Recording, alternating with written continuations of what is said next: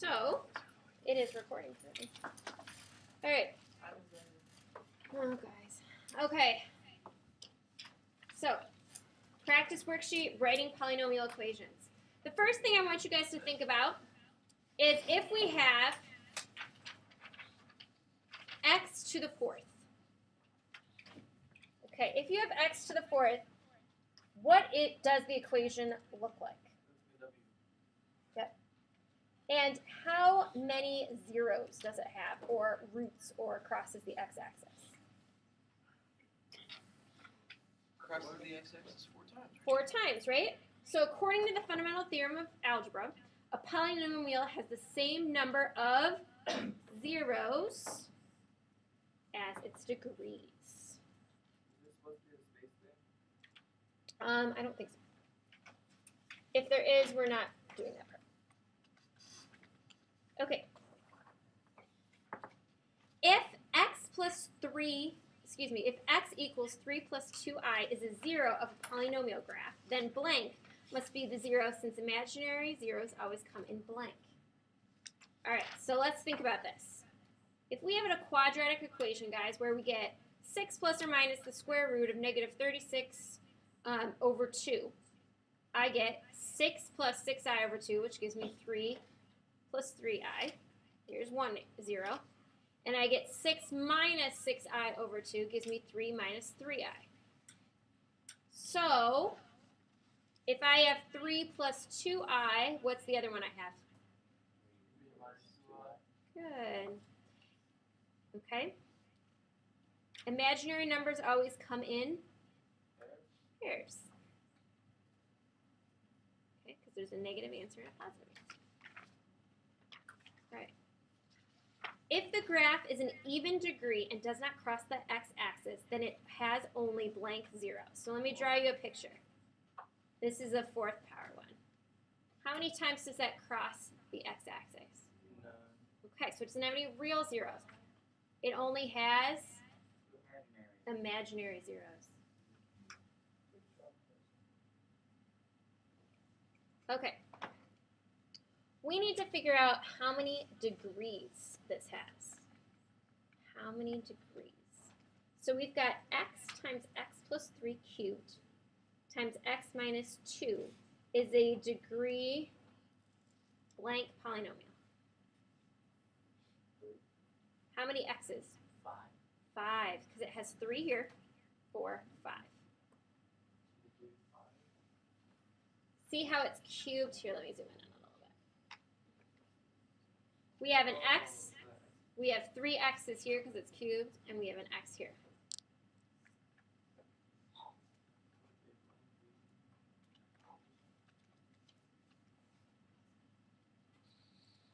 Okay. So, with a blank leading coefficient. Real?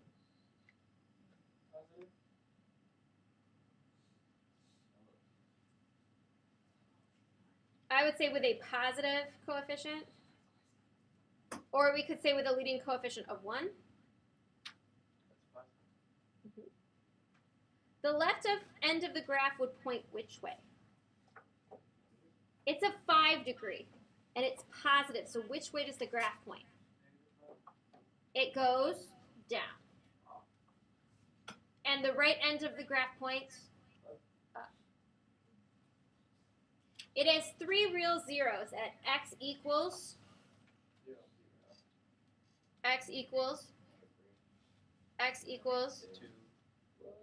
with blank 3.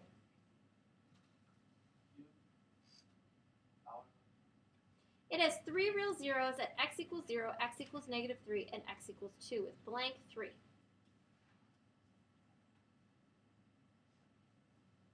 So how many times do we hit negative 3? Okay. Wait, no. What the? Yep, with hitting negative 3 3 times. We'll just change it to the way I want it to be written. Okay. Number 5. X minus 1 squared times x minus 6 cubed times x plus 4 has a degree of? 6. With a blank leading coefficient. Positive. positive, and it is 1, the positive 1 leading coefficient. The graph will blank at 0. It will go, up. It will go up, yeah. The graph will go up at 0? Wait. Yeah. I think the graph will have 3 zeros at x equals 6, 2 zeros at x equals 1, and 1 0 at x equals -4. We're going to change it to the way I want it to be written. I think that's going to be more helpful. 3, 0, x equals 1.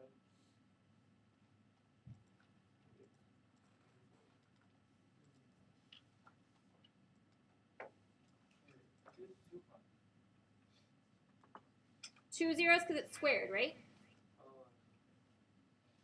A polynomial has a real 0 with a multiplicity of 4 and 2 imaginary zeros. Must be a degree blank polynomial. If it has a real 0 with multiplicity of 4, so that means it must touch it how many times? And 2 imaginary zeros, 6. Okay. I am going to do number 8, and then I want you to do 7 and 9. It's telling us that it has a leading coefficient of 1. We can see its zeros. Okay? So we're going to write it in factored form. So it crosses right here at -2, and it crosses right here at 1, but it crosses 2 times, right? Because it bounces off of it. So I'm going to say f of x equals x plus 2 times x minus 1 squared. Okay? Yep. Go ahead and try 8 and 9. 7 and 9 is what I actually mean to say, guys. 7 and 9. How do you know?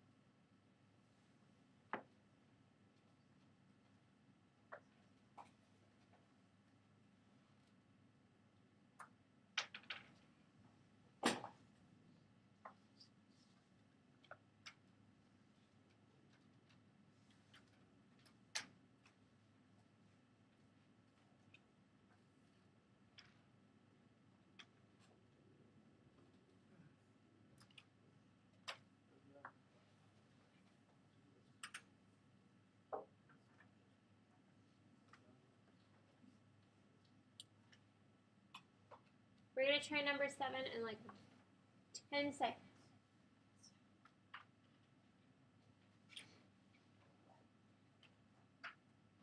Ready? Okay. Let's look at number 7 first. It crosses right here at -4, right? -1, 1, and 4. So it's f of x equals x, what? What comes next? Plus 4 plus 1. X plus x minus and x minus. There we go.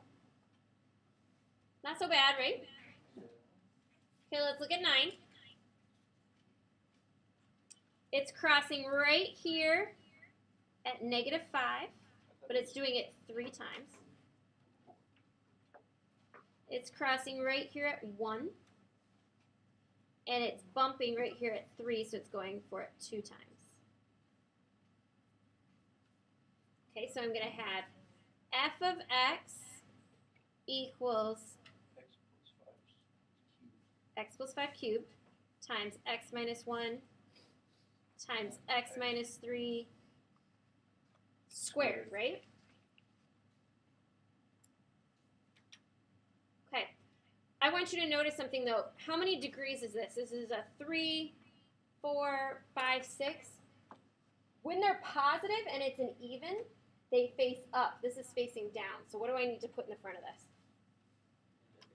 -1. It said it was a leading coefficient of 1, but it did not say if it was positive or negative. And in this case, if we have an even number of degrees, both of my endpoints should be up. And if it's negative, we flip it. Okay. I want to take a minute and back up. I want to look at number 4. And I think we need to learn how to graph and choose our windows for graphing. So let's look at, if we were going to graph this, what we would do.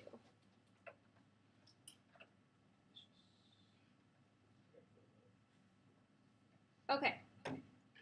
So I am going to put number 4 in my calculator, and I'd like you guys to follow along, please. So here I've got number 4. I've got x times x plus 3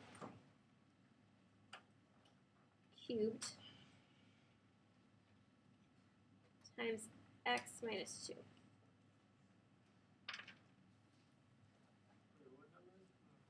Yeah, and number 4, it won't do it for me like I want it to. So instead, I'm just going to move the x to the end instead of having it in the front.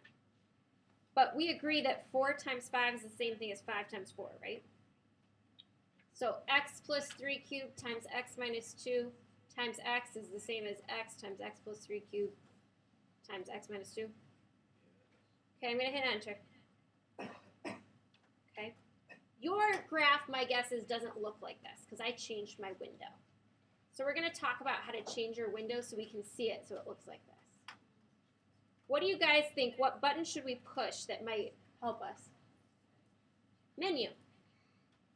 Then what button under menu do you think would change the window? Window. Window.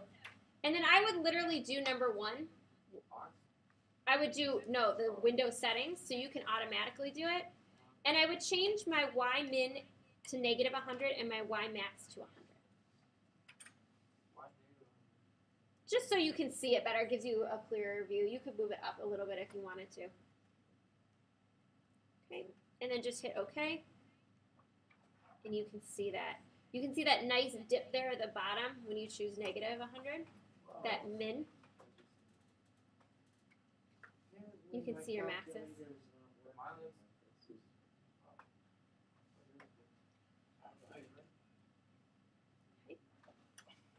So we need to work on this. So why don't we try one more, guys? Let's try number 5. See if you can get a good window for number 5. Number 5 right here. So first, you need to have your graph. You need to delete this last equation and put in the new one. Okay, so you're going to put parentheses, x minus 1. We're going to square it times x minus 6 cubed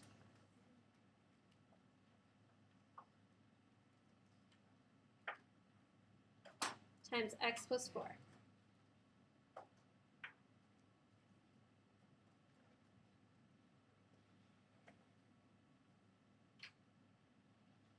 Did you guys get something crazy like this?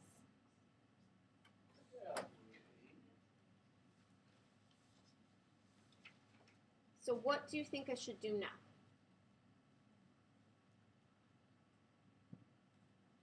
What button button do I push in order to change the how far up my Y's go up and down?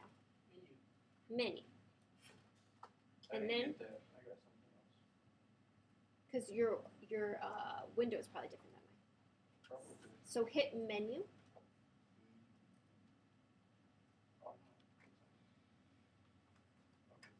Okay. Then we're going to hit window, which is number 4. Then we're going to choose window setting number 1. Okay. I think I want to make my min and max of my Y 1,000.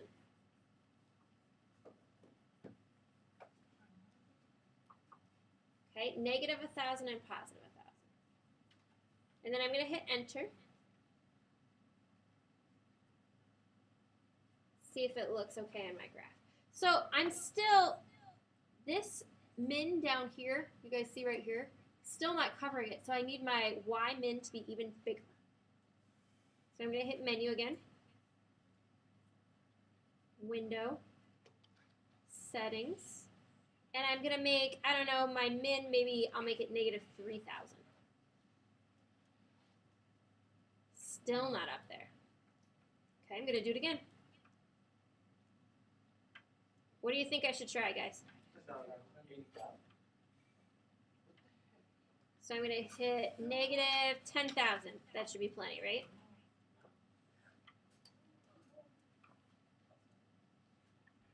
Still not up there. 100,000. Okay.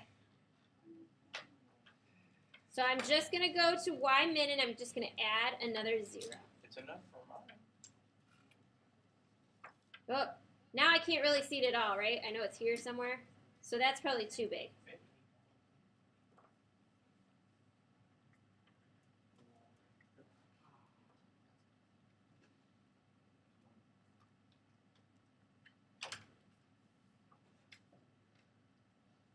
All right, still not great.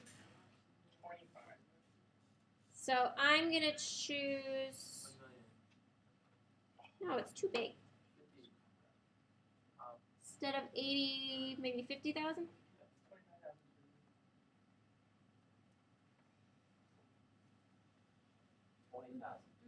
25. 25 is pretty good? Let's try 25. 20's better. 20's better? Yeah, 20's better. There we go. That's pretty good. Yeah.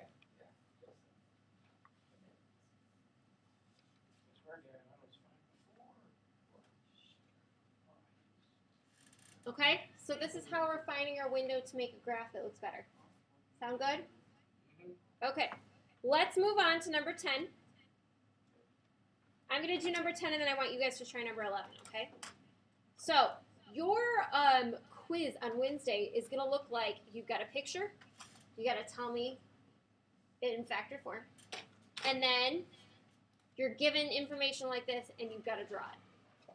Okay? All right. A polynomial with a negative leading coefficient, that means it's with a 0 of x minus 2, multiplicity of 2, and x equals 1. So how many degrees does this have then? 3. Okay? So I know 3 kind of looks like squiggles, like this, right? And I want negative, so that means I have to flip it. It's the opposite way. So I've got negative 2 and 1. So I'm going to come down at negative 2, and I'm going to bump it, right? Yep. Go back up, and then I'm going to come down at 1. Bumps at negative 2? Oh, Okay? So now I want you guys to try 11. There's 10. Now look at the directions for 11 and do 11.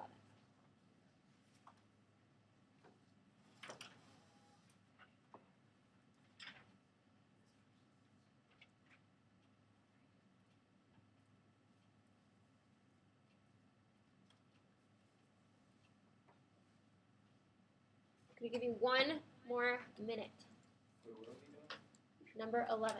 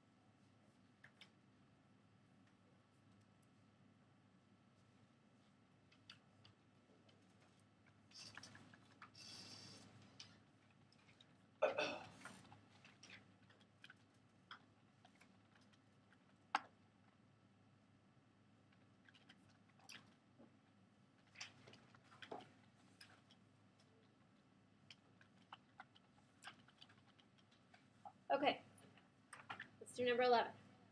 A polynomial with a positive leading coefficient.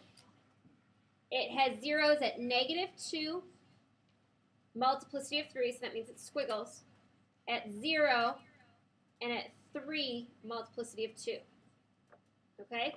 And so it is telling us it's positive, and we know there are 3, 4, 5, 6 degrees, right?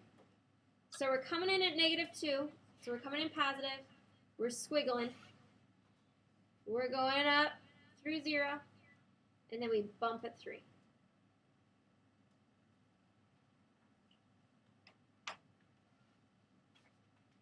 Okay? All right.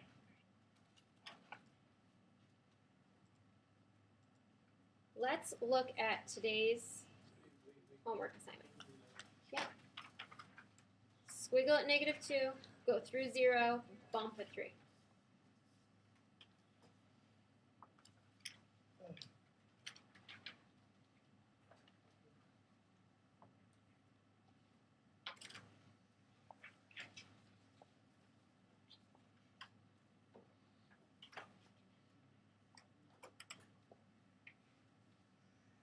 Okay. Your homework. And you should really try as much of this as you can in class. Okay, so you might see this long bit of text, and I want to say this again, and I've said it to my other classes today. You see something that has long text and you think that must mean it's a hard problem. You haven't read it yet. Stop panicking all the time. I would put down my phones now, though, and pay attention. An engineer is designing a roller coaster for young children, keep that in mind, and has tried some functions to model the height of the roller coaster during the first 300 yards.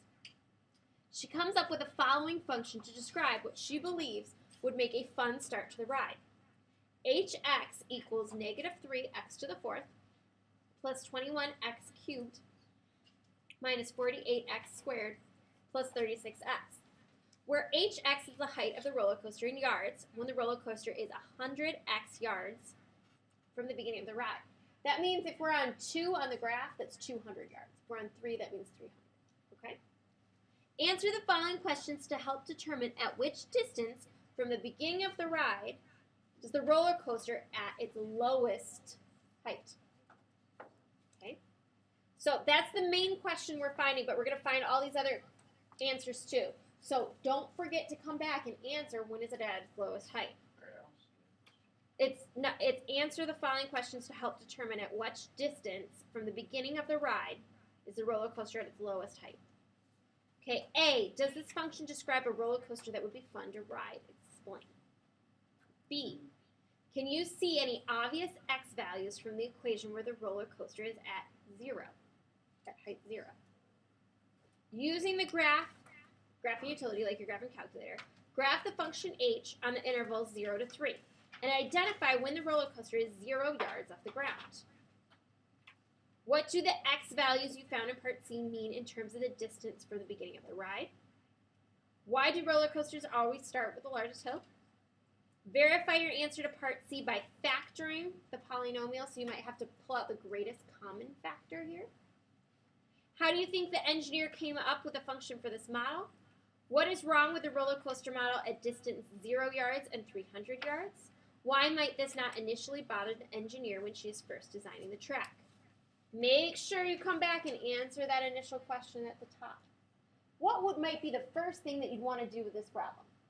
Read it. After we read it. Draw a diagram. Graph it. Graph it might be helpful. Okay? So that's what I would like you guys to start with now, especially because you don't have a graphing calculator at home. So if you type in graphing calculator into your, anything that has internet access, a thing called demo/calculator will pop up, and that works as good as your calculator.